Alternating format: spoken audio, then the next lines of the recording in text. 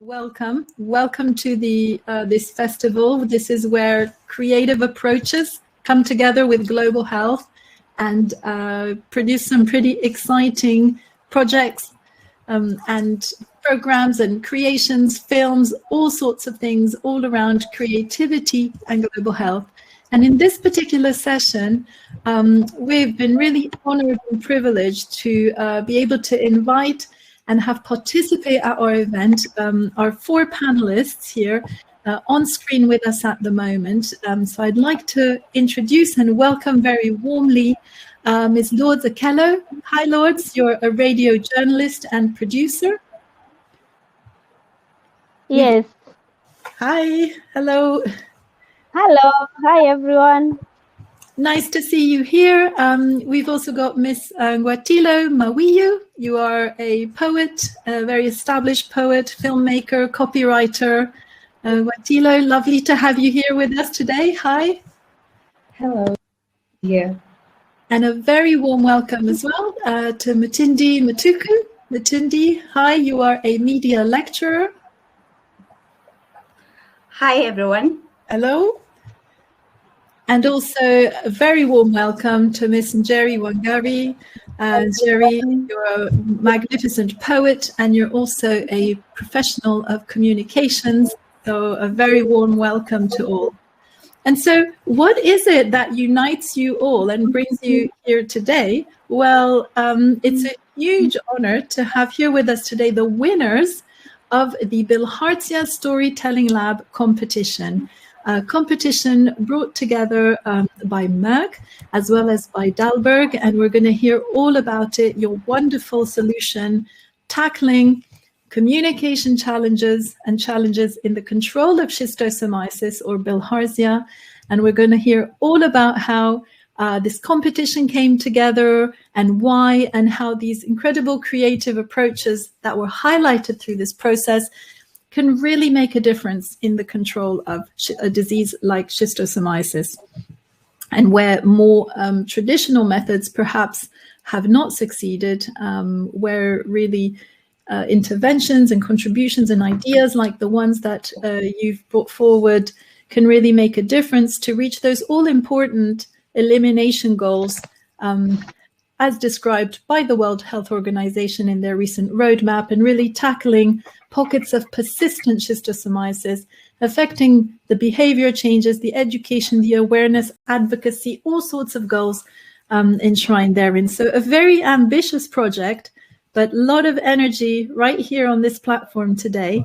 But before we hear more from you yourselves, Bilhatoto, the winning team, I'd like to please welcome to perhaps what we can call the stage, in a sense.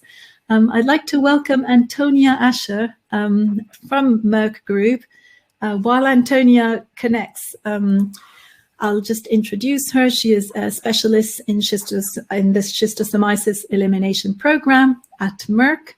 And Antonia, along with Julie Bird Trærup from Dalberg Media, were really instrumental in getting the Bilharzia Storytelling Lab together, and they're going to tell us a little bit more in the next few minutes about the whole process and how this came along. Thank you, Marianne, very much for the opportunity to present the Bilharzia Storytelling Lab here at the ISNTD Festival.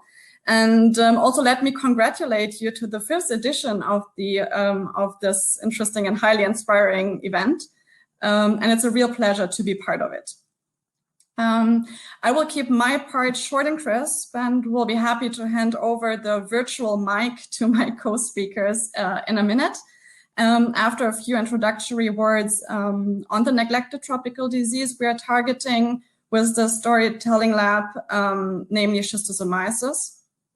And following that, I will also go into a little more detail on about my company's commitment in the fight against schistosomiasis, and how this led us to start such an initiative like the Storytelling Lab. So I think I can click myself. Does it react? Okay. So schistosomiasis is one of the 20 so-called neglected tropical diseases, and it's also called Bilharzia or snail fever. It's actually the second most devastating tropical disease in terms of public health burden and economic impact. And 240 million people worldwide suffer from this disease, with more than 90% of those affected living in sub-Saharan Africa. The schistosomiasis is caused by flatworms and spreads through stagnant water while people are bathing, playing, or washing clothes. And the life cycle of this parasite is extremely complex, as you can see here on the left-hand side, which makes it also extremely difficult to tackle the disease. The infection rate is especially high amongst children, and chronic symptoms that result are, for example, learning disabilities, anemia, malnutrition, stunted growth, and many more. It leads also to chronic diseases such as female genital schistosomiasis and bladder cancer, and thereby having long-lasting impacts on people's lives. Merck has set itself the goal to push for elimination of this of schistosomiasis as a public health problem. And we're aiming to achieve this through an integrated approach, combining the provision of treatments, research and development, health education and WASH, as well as building strong partnerships. And since the beginning of Merck's commitment in 2007, we have steadily increased our annual donation of tablets for the treatment of schistosomiasis in school-aged children.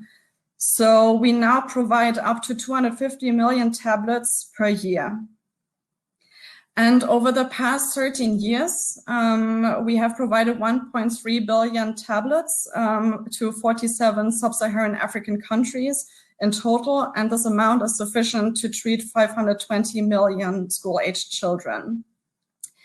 And we are currently running 10 research and development projects for innovative products and technologies to increase our impact in the fight against schistosomiasis even further.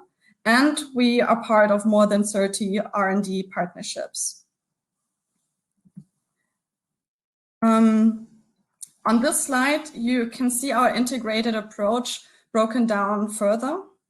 So complementing the provision of treatments of tablets, we advocate and accelerate progress in the elimination of the disease together with the Global Schistosomiasis Alliance. We also raise awareness and identify optimal treatments for approaches for female genital schistosomiasis. In addition, we develop new treatments, and one prime example being the development of a pediatric formulation of praziquantel to also address pediatric needs. And in partnerships, we are also developing diagnostic tools such as rapid diagnostic tests or AI-based diagnostics. And finally, we support health education and WASH interventions to enact behavior change.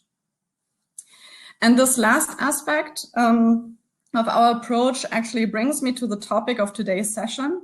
So over the past few years, we have increased our activities and health education related to schistosomiasis.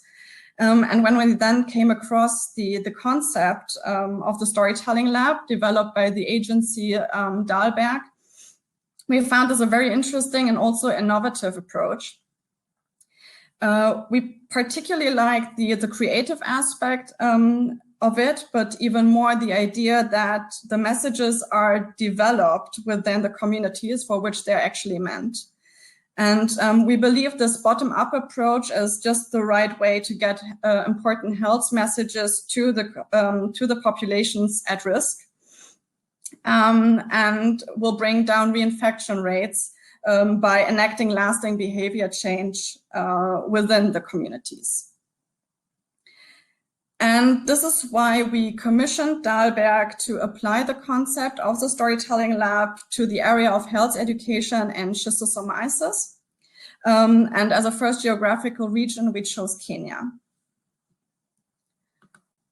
And with that, I would actually like to conclude my presentation by thanking by thanking you for listening and handing over to my co-speaker, Julie from Dalberg, who will explain in more detail how the application of the Storytelling Lab concept to the Schisto context was realized. Thank you. And thank you for inviting me to speak today. So I'll be walking through what we ended up doing, what the concept was, what the methodology behind the lab is. But first of all, I wanted to introduce you to myself, even though I might have just missed my own introduction. But I'm Julie. I'm a senior consultant with Dalberg Media, which is a company under the Dalberg Group. I won't speak too much on that, but I'll dive into what we saw as the challenge and how we then applied storytelling to that challenge, the participants that we had within the lab, the methodology we used, and the program, and then finally the outcome before I hand it over to Bilhatoto, the winning team of the lab. So Dalberg Media is a mission-driven consulting company where we're committed to launching and leading initiatives that raise awareness, spark conversations, and inspire action on global development, sustainability, and climate change. These past couple of years, we've actually been working quite a lot within the health space with setting up magazines, doing strategies for foundations and pharmaceuticals. And now, obviously, the commitment that we had to work with Merck as well has been incredibly exciting for us. We're part of Dalberg, which consists of different entities doing advisory, design, data collection, and all of that kind of stuff, all working towards the common goal of making the world a more inclusive and sustainable place for all. So at Dalberg Media, we have three core service lines. So one is experiences and facilitation, working a lot within innovation methodologies. Then there's production and storytelling. So as mentioned, developing websites, books, magazines, and then finally advocacy and campaigns related to communication. So those are the three main things that we do at Dalberg Media, and this project is a little bit of a combination of all three of these service lines. So the first thing we did when working with Merck was to figure out, so what is the challenge that we're really solving? And you heard from Antonia that obviously Merck does a lot of great work in donating praziquantel to combat schistosomiasis, but there's a little bit of a gap in how we could actually change behaviors to make sure that people are not getting schistosomiasis in the first place. So with Merck, we developed a challenge statement, which you can see here on the screen, but basically we really wanted to both empower and inform risk groups in order to both improve prevention of getting the disease, but also make awareness of how you actually seek treatment and have more people, get the tablet if they get sick. And the way we wanted to do it was through innovative storytelling, and I'll return to why that was the approach. We also looked at who we're trying to help. Antonia mentioned school-age children. For one, the WHO has defined a couple of broader risk groups within people living in endemic areas. But we also use this as a tool of seeing where we're actually going to be working with the different target audiences. So we used this, the WHO, and focused on school-age children, then agricultural workers, so fishermen, farmers, irrigation workers, and then finally domestic workers, which in particular are women working in waters, washing clothes, and are at risk of getting the disease. Then using storytelling is something that we believe a lot in within Dalberg Media. We have run a bunch of different advocacy campaigns and communication campaigns, and what we see is that just providing information is sometimes not enough to actually get people to change behaviors.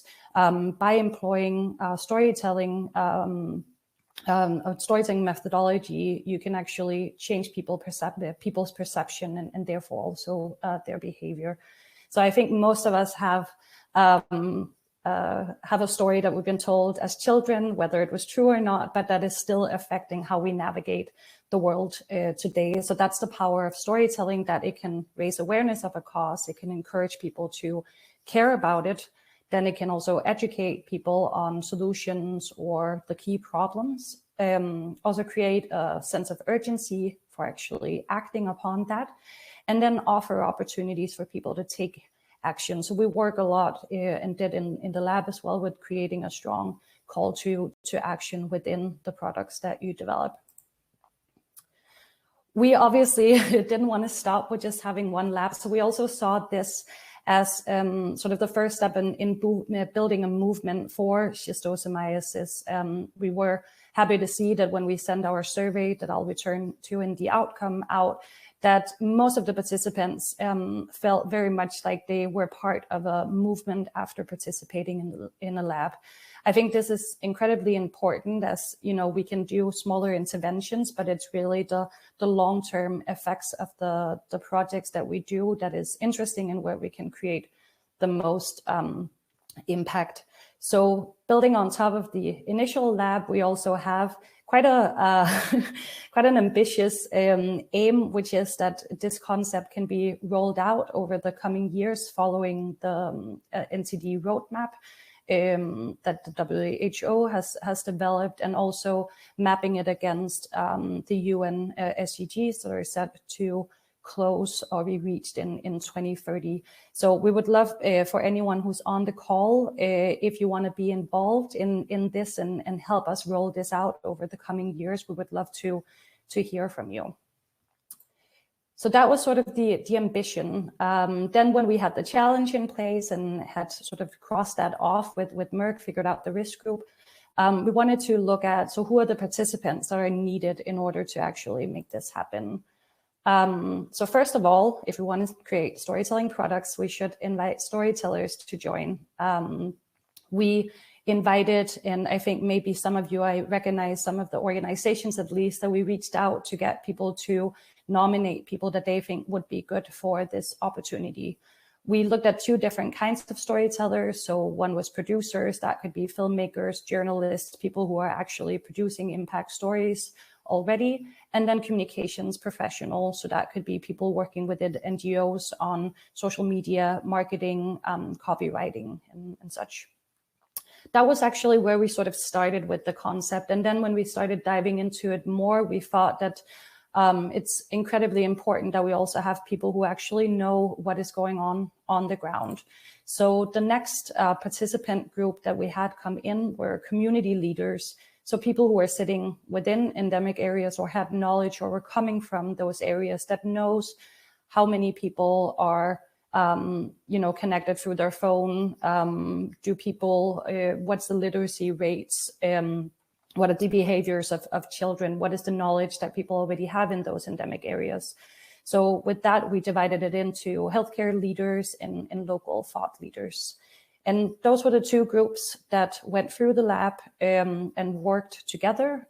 They had not met each other before, so they were put into two groups during the lab. Then on the sideline, we had advisors, which were healthcare experts and communication experts. They were there to provide any feedback on the groups, sort of they could test some assumptions with them, again, just to make sure that we're not reinventing the wheel, that we're not doing something that's been proven to be unsustainable in the past. And then the final group were our judges, where Merck, the End Fund, and the Kenyan Ministry of Health sat in and listened to the pitches of the groups to pick the one that they thought was most feasible and most impactful.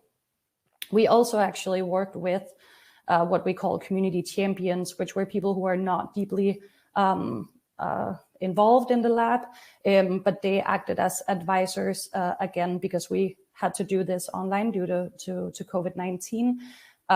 We had people who didn't have the internet connectivity to participate in the full lab, but we still wanted their perspectives on the ground to influence the solutions. The methodology is one that we at Dalberg Media are really familiar with, which is human-centered design thinking. There may be some of you who already know it, and it can look in a little bit of different ways when you Google it. We have made it fit to the purpose of the lab, so it might look slightly different for those of you who know it already. But the main thing to know about human-centered design thinking is that you place a lot of emphasis on understanding the problem before you start developing solutions.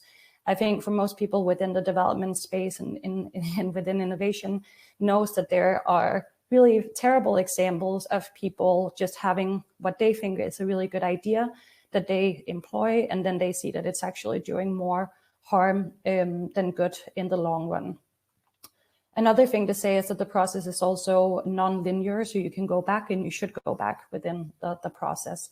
And it was this methodology that we used to then build the curriculum. I'll just briefly walk through the stages of the methodology. But the first thing, as I mentioned, that's really important is to work within problem framing, really understanding what you're trying to solve for, consult with people who are experiencing the problem, speak to beneficiaries and people on the ground to come up with a really concise problem statement that you'll then work with in the next phases. When you have that, you then go to ideation, so coming up with a bunch of different ideas of how you can tackle that problem. Again, testing that with local populations, seeing if it's feasible for you to do, and then going into prototyping, so building a model or a mock-up of a website or a teaser for what a documentary or whatever your product is. And this is the prototype you can then use to test in your pilot. Then another thing that isn't necessarily used that much in design thinking, but that we wanted to place a lot of importance on, is actually planning for the impact. I know a lot of you here in the session today also work a lot with M&E and how do you report back. So actually knowing from the beginning, what are the things that will measure our impact against? What is it that we're trying to achieve? And really know what are the steps then to get to that point. Thinking that something is going to be viral or change behaviors just because you put it out there, that is very rare that happens. So having a solid plan for which partners you can work with, who you need to speak to, how to measure your success are really vital. Then in our program, we have the pitch, which is not a lot of a stage in the design thinking approach, but a way that we then found the winners of the lab. And then the final step in the phase that we're currently in with the project is then implementation, and what you'll hear more on from the winning team today as well.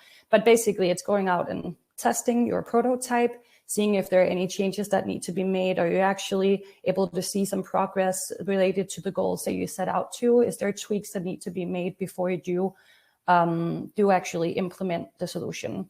A stage that could be missing here is then scaling it, which was also one of the things that we wanted to see if it were able to do with the solutions that came out of the lab. So this is basically how the lab works. So in this example, we focused on the risk group of school-age children. So having a challenge statement at the beginning of how you can improve prevention of schistosomiasis for this risk group. Then, as I mentioned, we have these couple of different participants with one community leader in each group, and the storytellers with different skill sets working together. Then they come up with a prototype, and then they do their implementation. So this is the concept in a nutshell. Most of the work happens within what is now just the example of a storytelling group, but that's where they go through the full curriculum. We also had a couple of design criteria for the solutions, which were that they needed to empower and compel the audience to actually act. Behavioral change is something that requires action, so that was of importance to us to see that within the solutions developed. Then also the ability to span a prolonged period, so not just a small intervention and then you leave again, but that there is more of a timeline within the projects. Then the scalability, as I mentioned, was also a factor. We started in Kenya, but the solution could maybe be used in other contexts, either with a tweak or without, depending on the similarities between the challenge or the problem that you've defined. And then most importantly, that there is a high potential for impact. So the winning solution you'll be hearing from did well on all of these accounts, and that's why they were selected to be the winner. Then the program, we had anticipated being able to host it as a physical event. That was unfortunately not possible. So instead, we decided to split the program into 3 phases over a month period. So first, we did 2 pre-lab workshops where we invited in experts, also from Merck, just to define and give information about what is schistosomiasis. A lot of our storytellers didn't necessarily know that much about the disease. So we started out with the 2 first phases of the methodology that I showed, which was defining the problem and then going into ideation. So this spanned about a month's time, before we then had the actual storyteller lab, which was over 3 days. And for that, we focused on impact planning, producing a compelling pitch, and also further developing the prototypes for each of the teams. And as I mentioned, now we're in the implementation phase. We actually have one winning team, but we have 2 teams that are also still working on their solutions. So again, please get in touch if you want to support in any way. That would be incredibly exciting for us, not to just have one winning team, but be able to tackle this challenge from multiple angles. And then finally, the outcome as it is right now, again, we are not able to report on the impact of the solution because it's yet to be piloted. But the results from the survey, I'll walk through this pretty quickly, was that people would recommend it to their network. Both our community leaders and our storytellers felt like they were equipped. Again, that people felt like they were part of a movement to create behavioral change. We also saw this networking aspect of it, that people were able to make valuable connections for their professional life. And another outcome were, of course, the solutions. So we had about 26 people participate in the labs, and from that were 6 solutions. So one was a schistosomiasis mascot, just like we all know what COVID looks like. That's sort of become a mascot for the disease. They wanted to create the same for schistosomiasis, and especially related to WASH, to entice school-age children to know that this hero that they're looking up to, that they should behave and do what that mascot tells them to do. Then another idea that became the runner-up in the lab was a USSD number that you could call to get information on schistosomiasis and places to get healthcare or support for it.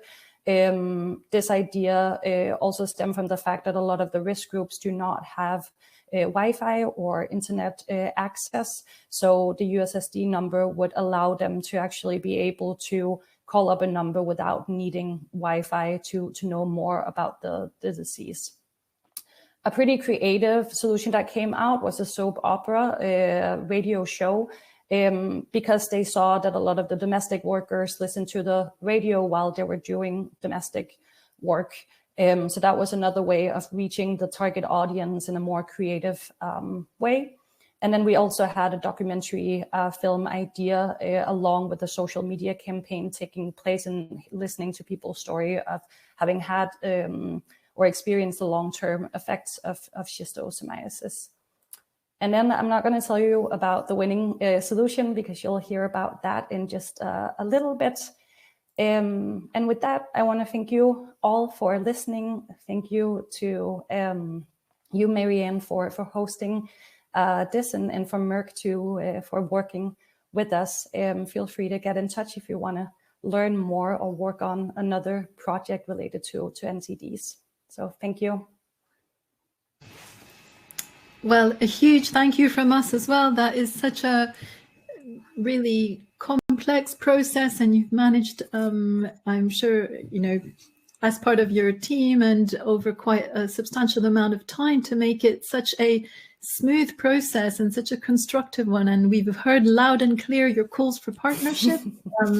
We've heard there's been a comment in the audience as well from Taiwo Adubi saying, why not consider Nigeria next?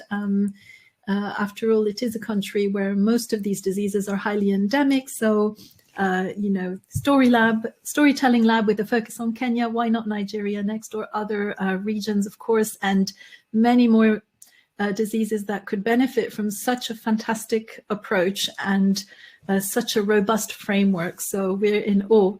And I'm so glad you mentioned the other teams who perhaps were not the winning team, but absolutely, I was very privileged. I had a chance to tune in to the final of the Bilharzia Storytelling Lab, and there were a huge amount of really inspiring solutions and projects there. So definitely watch this space. But now the moment has come. Drum roll. We've been hearing a lot about this competition and the winners, and so the time has come for all to be revealed. Welcome, Team Bilhatoto. Hello, congratulations again. And now we are going to hand over to you and hear a lot more about your proposed solution. Thank you so much. Hello, we are Bilhatoto. I'm just gonna let Lourdes start us off, and then I'll go. Hello, everyone. Nice to meet all of you. My name is Lourdes Walusala. I'm a communication for development specialist and media practice for development and social change graduate from the University of Sussex in the UK. Currently, I'm a radio journalist and a producer at the Kenya Broadcasting Corporation. This is the state-owned media house that broadcasts in English, Kiswahili, and most local languages in Kenya. Outside formal employment, I'm an avid maternal, newborn, and children health advocate.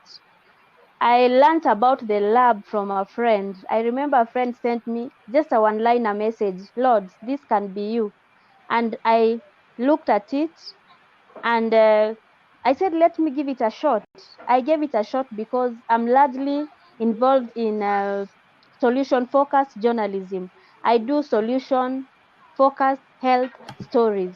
So I was excited about this, and I was excited because we are going to produce an innovative communication tool that will try to offer solution to bilharzia.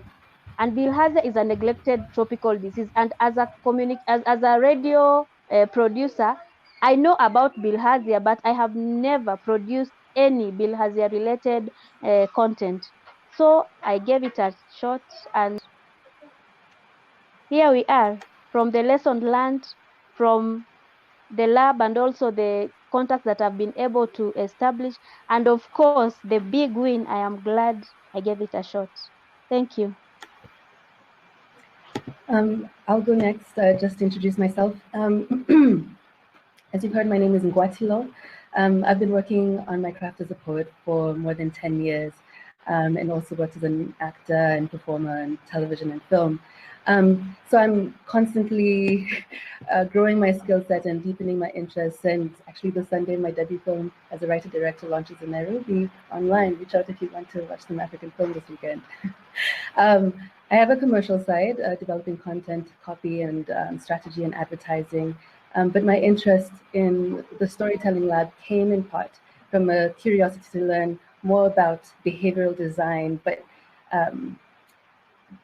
even further back from being on the execution side of impact projects as an actor and a consumer growing up, and feeling a sense of frustration when the makers focus on the message at the expense of deliverability on, the craft. So I was curious to see if it was possible to achieve both creative integrity and impact.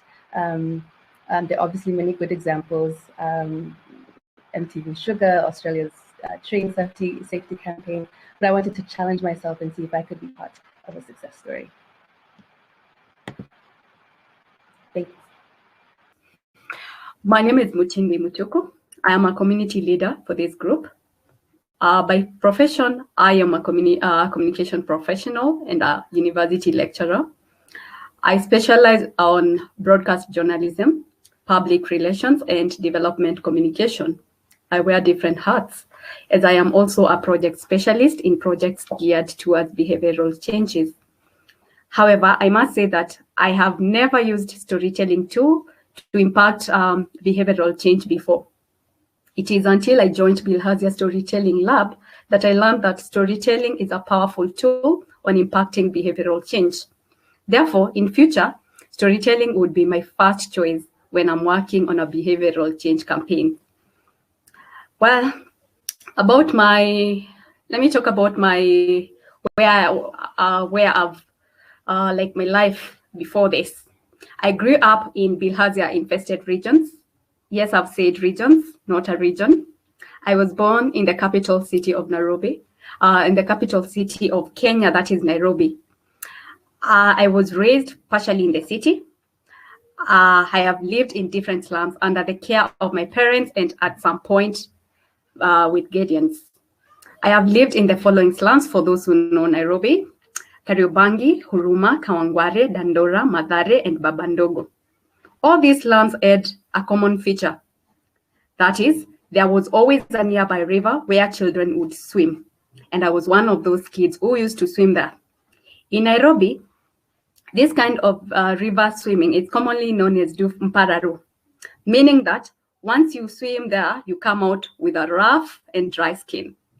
Well, even though these waters are fresh, they are contaminated with human waste from leaking sewages and industrial waste emitted to these rivers.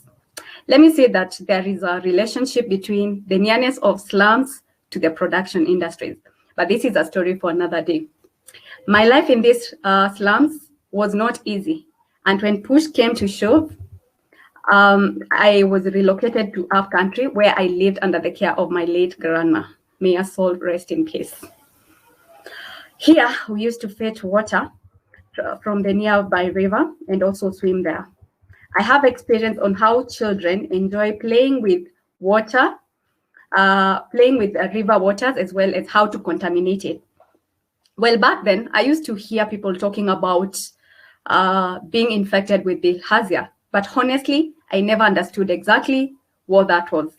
To me, it was just like another non-serious disease, like a flu. My brother once got infected with bilharzia when he joined high school. When they had a water shortage in the school, they were allowed to fetch water from the nearby River Athi. He told me it was epic to swim in that crocodile-infested river.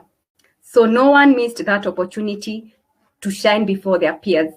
Mawiyoo, this river is highly contaminated with human waste, and some of sewers and industries in Nairobi emit their effluents there. But still, even after bilharzia came at my doorstep, I still didn't understand anything, even though it almost killed my brother. However, this puzzle was solved during the Bilharzia Storytelling Lab, and I'm sure there are so many people still in the dark about the causes, prevention, and treatment of bilharzia, even though they might have been hit by it. The Bible says in the book of Hosea, chapter 4, verse 6, "My people perish for lack of knowledge." It is for this reason that I would like to give back to society and sensitize my people about this underrated killer disease. I'm a product of my society, literally. Maybe this would help you understand what I mean by saying that I'm a product of my society. I experienced a confused childhood as I was growing up. I became a school dropout for 5 good calendar years, 3 years in high school and 2 years in university. Each time I veered off from the academic goal, my society would lift me up to the next level. Yes, my academics were sponsored by different categories of well-wishers. Therefore, I feel obliged to return the favor through this Bilharzia project. And thank you to those people who have sponsored this project, because I feel that I am going to do something good for to my society, whereby I'm going to help them, put to an end these Bilharzia monies. Thank you. Great. Thank you, Mutindi, for such a wonderful story. And it was really good connecting with you through and meeting you during the course of this story lab and just working with you on this project. So my name is Njeri Wangari. I am a poet, a writer, a digital editor with a multifaceted career spanning over 15 years as a creative, technology and communication specialist. So my interest and focus both in my writing and my career has been at the intersection of technology, new media, arts and culture in Africa. I'm also a mother of 3, and I am quite passionate about storytelling. And that's one of the reasons why I joined the lab. One of the reasons was basically to expand my knowledge and expertise beyond my comfort zone. I have been a poet for quite a long time, and expanding my knowledge, or even just seeking to venture into spaces that are not usually my within my area of expertise, was something that I felt would be a good challenge for me to take up. And also the idea of exploring ways in which I can use my creativity for impact. And I think the other thing was I was keen to learn how storytelling can be used as a tool to influence behavioral change. Now, the idea or the concept that we came up with was it is behind gamification. And I don't know if that word exists, but it was basically gamifying traditional African storytelling for Bilharzia. Now, Julie has taken us through what the storytelling lab was all about. And it is through, and the emphasis on us understanding the problem before coming up with a solution. That was really important because it helped us come up with what we were calling a problem statement. Now, for us, the key words, because we were put in the team that would be coming up with a solution that is targeted at school-going children, we were able to sort of gain very deep insights about what our problem statement was and what exactly we were solving for, and what exactly was going to be our theory of change and the ideas behind, and us just thinking about different ideas and zeroing in on this particular one about using storytelling and gamifying that. Now, the reason why traditional African storytelling resonated a lot with us and me particularly is because growing up, I grew up listening to the stories of the hare and the hyena from my grandmother. And she would always talk about, so we know the traits of the hyena and we know the traits of the hare. So the hyena is known to be greedy, the hare is known to be smart and cocky. And growing up, I think I resonated a lot with the character of the hare, but learning that you can be smart but not to be cocky. And so growing up and becoming a parent, I have found myself using these same techniques and using the same idea of storytelling to influence good habits and impacting life lessons for our 3 children. Now, as I mentioned, our diagnosis of the problem was that we looked at what the Bilharzia infection rates are in Kenya, and that's at 9%. We saw that reinfection among school-aged children in Msambweni location in Kwale County, that is the coastal region of Kenya, remains high due to frequent contact with unsafe water in rivers and dams during play, bath time, and chores. Now, despite their access to borehole water and close proximity to the ocean, the Indian Ocean, their current behavior still poses a risk to family, especially children, the children's health outcomes. Now, again, despite mass drug administration exercises, which happens every few years, most of these children do not understand that their routine behavior, which entails, as I mentioned, swimming, bathing, and doing laundry in infested waters, exposes them to reinfection.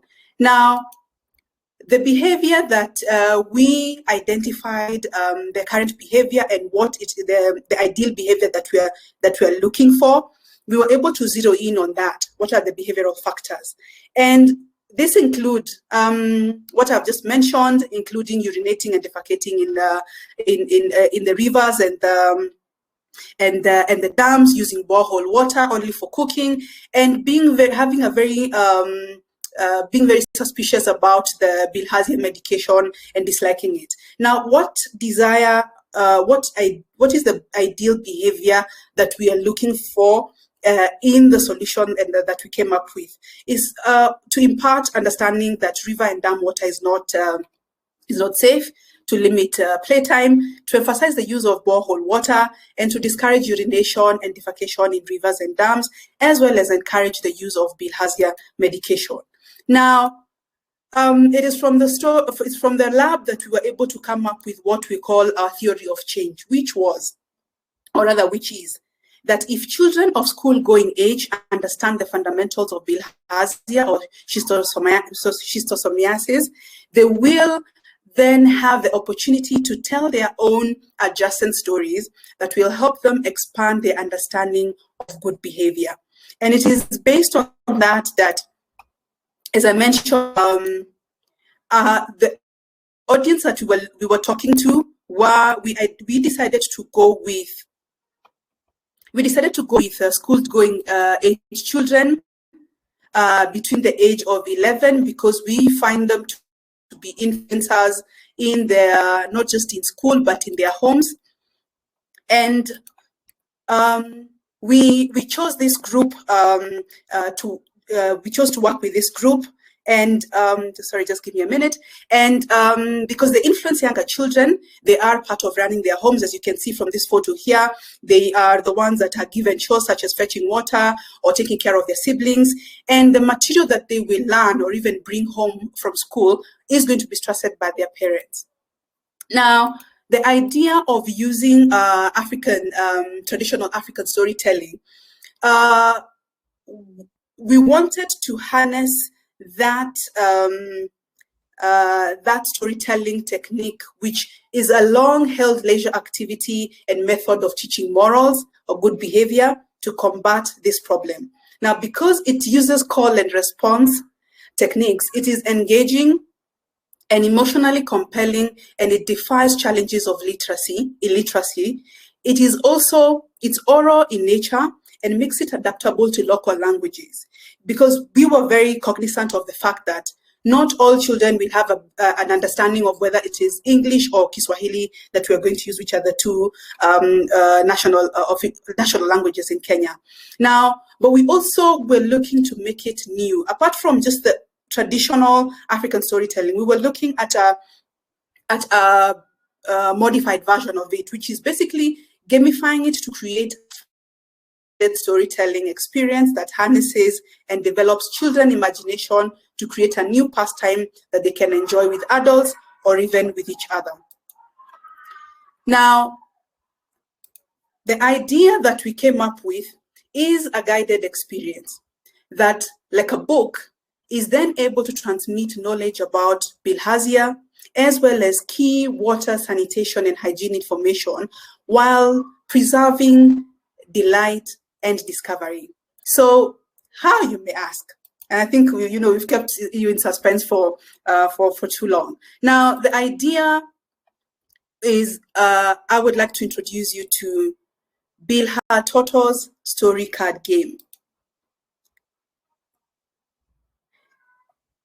Now, we want to create a perpetually entertaining and informative experience that will engage children over repeated plays. Now, the cards, this is a deck of cards that we will design, including 3 fundamental parts. And these parts are the characters, the objects, and the settings. Now, for the the deck of cards will have 12 characters, and this may include an adventure girl, or an adventure boy, a doctor, a blood fluke, or a mermaid. The 12 objects may include a smartphone, snail, motorcycle, Bilharzia medication, or even a football. And the 12 settings will include, or might include, a river, a home, ocean, mountain, hospital, or mass. Now, the the idea behind and the main thing behind the design of these flashcards is that they are going to be designed by Kenyan illustrators, and they are going to be grounded in local environment. They will be aspirational yet colorful, so that the children are able to find settings that they can relate to and that are familiar to them. Now, how it works. Now, using a selection of our set of 36, there'll be a total of 36 story cards. A principal storyteller or a facilitator will tell the adventures of a child or a character in their community who happens to be exposed to Bilharzia. Now, the storyteller will employ traditional storytelling techniques to gauge the children's knowledge and engage them to build the story. Within that principal story, our principal storyteller will weave in the Bilharzia life cycle, the symptoms, medication, as well as how our character can live healthy again. We will then split into smaller groups, the children in a classroom setting, to teach the children the game and invite them to tell their own story, and also engage them about behavior they want to change in order to stay healthy. Our small group sessions in classrooms are designed to be a fun time where children will have the opportunity to understand the principle of safe and unsafe water, desirable and undesirable behavior as regards Bilharzia. They will also learn how to play the story card game and therefore create their own stories, because each child will then go out of the pilot with a set of cards of their own. This way, we hope that they will continue to tell stories, perhaps about the villainous blood flukes that look for their victims in rivers and can only be killed by some small magical pill called praziquantel. Much like other stories recommend garlic for vampires. And there's a multiple of potential stories. At the very least, we wanted repeat plays to remind them of the story they heard from our storyteller in class, to reinforce these emotional associations that may help them change their negative behavior. Having a new engaging game in the community also serves a key purpose. It will hopefully keep them from playing in the rivers as much as they do now, which in itself will help reduce the exposure. As a part of playtime, we were also thinking that the game will be introduced to children who weren't even part of our pilots and part of our sessions, and in that way spread the message organically within the community. Finally, the absence of language and the emphasis on the card's visual cues means the solution is, we hope, scalable and can be easily implemented across language groups and regardless of literacy levels. It also means it will be fun to play with younger or older children and parents too.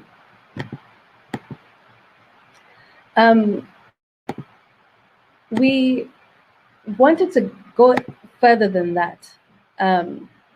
We wanted to extend our influence to parents and become a constant reference in the home and even a decorative element there.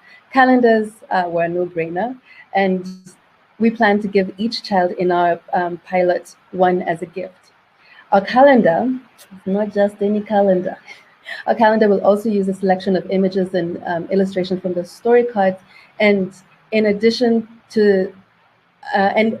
contain messaging on Bilharzia, including the symptoms, life cycle, and treatment of Bilharzia, holistic wash information, and what was important to us also that it is also grounded in indigenous knowledge and cultural values. As much as possible, the content will be in bilingual in Kiswahili and English. And in order to actually make this happen, we actually developed a relationship with Tika, an organization in Kenya, which is the Trust for Indigenous Culture and Health. They're a Kenyan NGO that already makes these types of calendars. This is actually a photo from one of their calendars. You can see diligence, which is translated as the D. And they already use them to transmit family health content and indigenous knowledge and as an education tool to great effect. now we have $10,000. I won't bore you too much with the numbers right now, but the main spaces are costs that the money is going to are design and printing, obviously travel and logistics. Kwale is at least 6 hours drive from Nairobi, and of course fees for everybody, all the different creatives involved. It's probably those are the two things. It's the material and then the physical energy to bring it to life. But as Julie had said, there's room to roll this out even further with Merck and other partners. So if there's any interest, do let us know. The outcomes that we were really interested in, we really wanted children to understand that river and dam water is not clean. That as a result, fewer children, of this project, that fewer children choose to swim and urinate in rivers or dams. I hope this is clear. That we don't want them to choose we want them to choose against bathing and doing laundry at home. We want their parents to be influenced to also do their laundry at home. In the long term, we hope that to see fewer children and parents getting reinfected with bilharzia and reduce the human factors contributing to bloodworms in freshwater bodies. For us, our next steps are basically doing the work. We feel extremely privileged to be able to bring this idea to life. We spent 3 weeks very intensely cooking this up.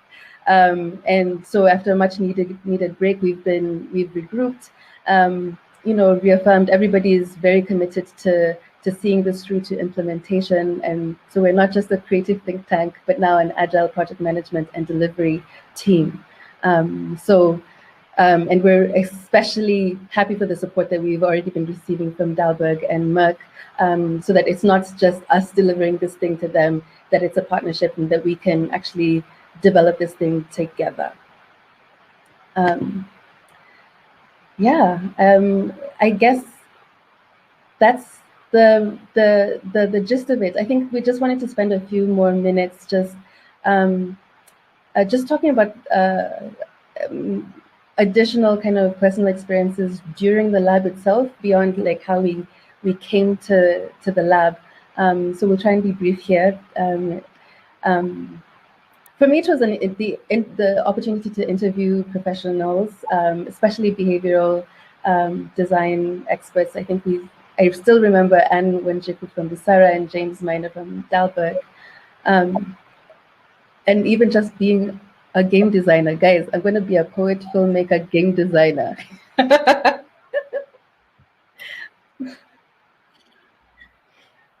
Great. I think for me, one of the challenges or personal experience was basically the challenge of being able to find time despite work and family commitments. As I mentioned, I'm a mother of 3, and lots of commitments, and just beyond work, and just looking for those the time to be there for the sessions on Saturdays, and even as we came towards the completion of the project, we needed to sort of put in a lot more work late nights and without the promise of success. But that sort of came with a lot of learning that it is possible when you put your mind to something, that it is possible to actually, go ahead and do it. I think the other thing and the other learning was just being able to deploy creativity toward a health-based problem. And I think I mentioned that, one of the things that I was hoping to learn coming into the lab, I was able to fulfill that, and I'm really happy about that. To add on Njeri's personal experience, I'm also a mother to a 5-year-old and a 6-month-old. By the time we were doing the lab, I had a 6-month-old baby. And I remember I was holding the baby on one hand, breastfeeding the baby as I work on Miro, as I do that email, or maybe as I write my notes. I understood that I can really stress because it's something that I was really passionate about. Another personal experience that I got is the contact that I was able to establish during the lab, the contacts that I'm even using beyond the lab. As a producer and a radio journalist, contacts are everything. I have been able to use some of the contacts that I established to comment on my radio features, to just give that radio feature authority, since I can just do a quick introduction. My name is Lourdes from the Storytelling Lab. Before even I say I'm from KBC, I say I'm from the Storytelling Lab, and it has been really receptive. Then before the lab, I never used to pay attention to Bilharzia, but currently I have started getting new ideas on how I can tell Bilharzia stories. I have ideas that when I go to Kwale, when we go to do our project in Kwale, I'm not just going to implement the project, but I'm going there wearing two hats, as a project implementer and also as a journalist. I'll come back with interviews that I'll put together and produce a really lovely Bilharzia related story for my radio audience. Oh, my experience is that initially I didn't know how to use Miro. So when I was starting, it was a bit like tricky. Like I didn't know how to go about it, and everything was being done there. But now I'm proudly, I'm proud to say that now I'm a pro in Miro. Like I am one person who tell people, hey, we can do this collaborative meeting through use of Miro. Like now I am an ambassador of Miro. So it was a good thing. I've learned a lot of things, like I've said. Yeah.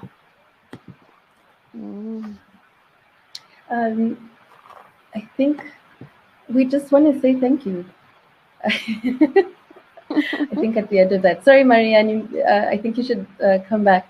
So feel free to reach us, and thank you for the opportunity. I was just going to thank you guys, actually. I mean, it was so amazing to have you on board. I think we often see kind of ideas or prototypes or games appearing, outreach kind of things, but you never really know the story behind it. And you've been so generous with your personal experiences, holding a baby while trying to do some work. I think we can all identify with that one. And it's just been wonderful hearing from all the way from your childhood and so forth. So thank you so much. It's been an incredibly rich session, and, really kind of definitely a beautiful storytelling moment.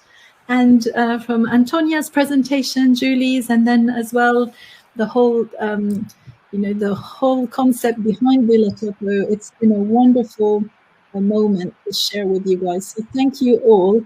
And I'm sure we've learned a lot. We do have some questions, just a few, if you've got a few moments. So I think first and foremost, a question here, a very simple one from Wangari Wambui.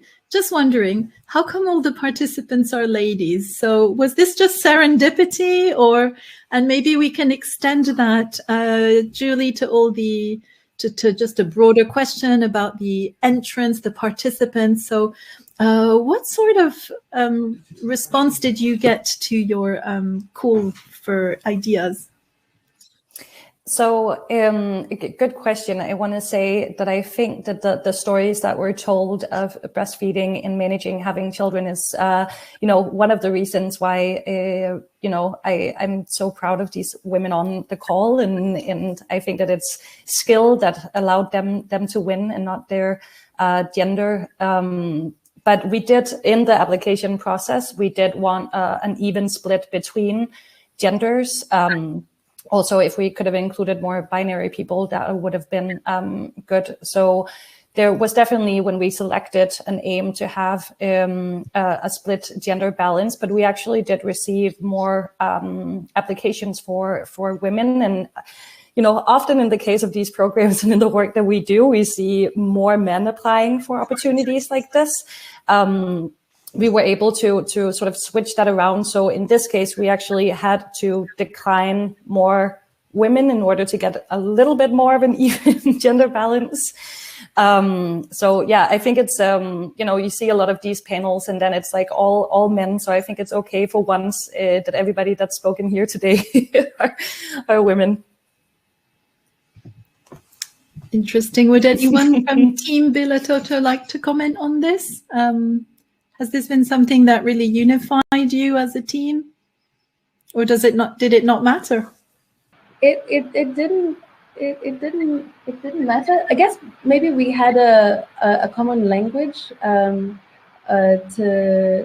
access, for resilience and to stick with it. I think it helped us more than, I don't know, another universe does not exist. Yeah. I'll just move on quickly to the second question here. Maxon Iolitos saying, if I'm not mistaken, first of all, sorry, a huge compliment. I'm so impressed by the presentation and the ideas shared. And Maxon was wondering, if I'm not mistaken, these solutions haven't been tested or implemented already, which is the case. It's still kind of in the design phase. And so just linking that to Maxon's questions about maybe what have you learned so far and what are some of the challenges you expect? There was also a question by Kyle Jacobson who's asking, will there be support for pre and post evaluation of behavior, knowledge, attitudes, etc.? So basically, in terms of your next steps for monitoring, for rolling out this idea, what are some of the challenges that you expect and what are some of the things that you've got in place?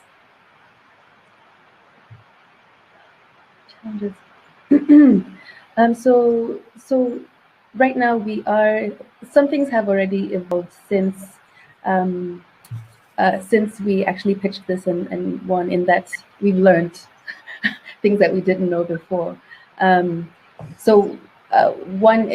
instance, like, and part of it is like shifting how we implement. Exactly. I think initially we thought we'd just make the cards and then we'd make the story, but we realized we actually need to do that together. And we've also been thinking, okay, we probably need to also test before we even print them out, just to see that they are effective. So we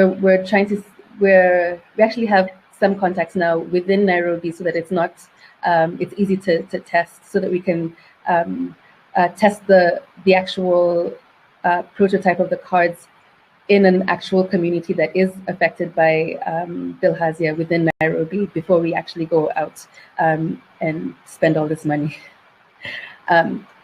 Those are two things. There are going to be, we are still kind of figuring out the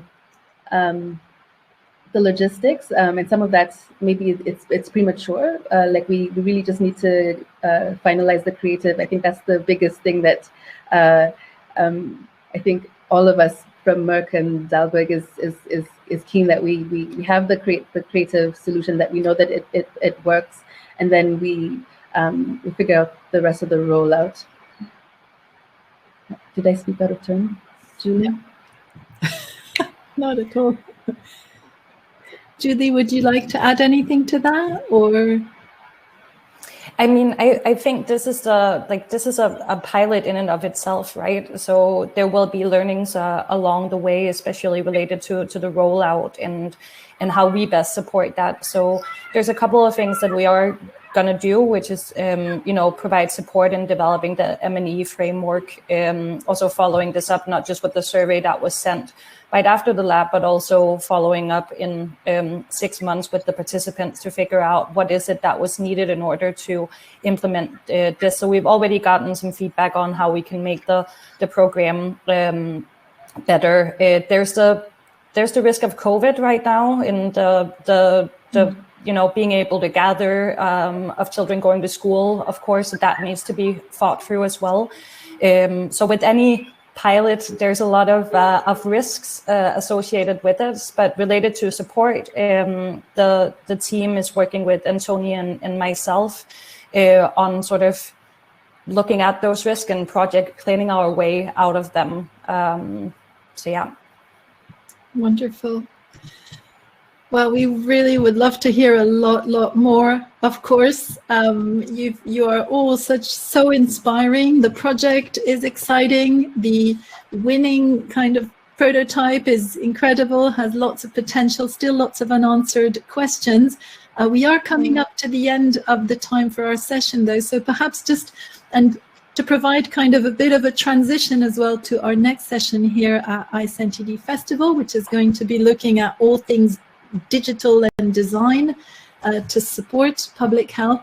You're kind of on the other side of the spectrum in the sense that this is a very traditional card game, but there's a question there that came up in the chat from Cameron Rafiq, and really kind of asking about, a lot of you mentioned digital skills when you were talking, and within storytelling, and you're very active on social media, of course. And so how, number one, how can sort of our digital life support your project? Do you see some overlaps? Will you use one to promote the other, or to perhaps gather data when you roll this out? So how can digital support your project? But at the same time, what might be some of the barriers for the communities you're trying to reach if you are using the digital approach to support your project, if there's sort of less access to digital platforms there? It's quite a broad question, and but just to place it in this kind of wider context. Access is a problem in these rural communities. Smartphone penetration is up in Kenya relative to many other African countries, but it's not by no means 100% or even 70%. So it does create a massive barrier. There was also the issue. Okay, so digital can be extremely powerful in terms of amplification. I think that's one of the things that I see, and also maybe generating an organic interest in the game. That's possible as well, I think. But in terms of the actual implementation, I think it just has to be very old school in order to be effective. And it was a tough pill. I mean, we looked at radio, we looked at so many things that we are naturally kind of using, but in terms of relevance in the communities and for the problem that we're trying to address, for the audience that we need to address, and I mean, we're also talking about children here, is hard, and data. I mean, access to private information, all these issues make it a bit tricky. Just to add on. Okay. Okay. Sorry, Lourdes. So just to add on to what Ngwatilo has said, I think the use of digital would probably come in as a way of us creating awareness to partners about the project that we're implementing, as opposed to using it as a tool for implementation, for the very reasons that Ngwatilo has mentioned. Our target audience, their social economic status, and just the fact that we would want it to be as impactful, and that's why I think we went to the very basics. But in the use of digital, we use of digital marketing or social media to amplify the activities that we are doing, I think that would come in handy, but it's not going to be part of the parcel of the implementation. Lourdes, over to you. Yeah, I also wanted to add, we decided to take a participatory approach, in that we want the community to be involved, such that even after the project, after the pilot, it will continue after we leave. From our research when we were doing the lab, we realized that there have been other interventions before, but these interventions failed because the community was not involved. You just come, it was one way, you come, these are the solutions. But for us, we are involving the community. We want them to be, even our facilitators will come from the community. That's that after we pack our bags, or after Mark packs the bag, it will continue even after we have left. We want it to be a community-led initiative. For the digital, we will use the digital, yes, because we are in the digital world, but to maybe create a buzz and let people know, hey, this is what we are doing. Hey, Bilharzia is here, guys, and this is what we are doing to end Bilharzia. To just create that buzz and ensure that the media will come in as partners, but they will come in. We are not going to pay the media for that, but they'll just look at what we are doing and they will give us that airtime that we require to create a buzz and to make other people from other regions who maybe don't know about Bilharzia, they will get to know about it. But for our target audience, we will go and involve them directly. We are students of Robert Chambers, participatory development. Yeah. Brilliant. Njeri, would you like to add anything, just as concluding words?